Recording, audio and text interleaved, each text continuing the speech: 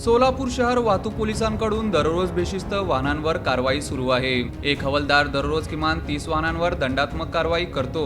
यावेळी वाहनांची कागदपत्रे नाहीत, लायसन देखील नाही अशांकडील वाहन आता जप्त केले जाणार आहे। याशिवाय नंबर प्लेट नाही, चालक मद्यपान केलेला आहे, वाहतूक नियम मोडून देखील वाहन चालक अंमलदारासोबत अरेरावी हुज्जत घालत आहे, अशांची देखील वाहने आता जप्त केली जाणार असल्याचे वाहतूक पोलीस अधिकाऱ्यांनी स्पष्ट केले आहे। सोलापूर शहर वाहतूक पोलीस दरवर्षी 2 लाखाहून अधिक बेशिस्त वाहनांवर दंडात्मक कारवाई करतात। या कारवाईसाठी वाहतूक शाखेच्या दक्षिण व उत्तर विभागाकडील प्रत्येकी 25 हवालदारांकडे ई चलान मशीन देण्यात आली आहे। मशीन कमी असल्याने आणखी 50 मशीन मागवण्यात आल्याचे सहाय्यक पोलीस आयुक्त सुधीर खिरडकर यांनी सांगितले।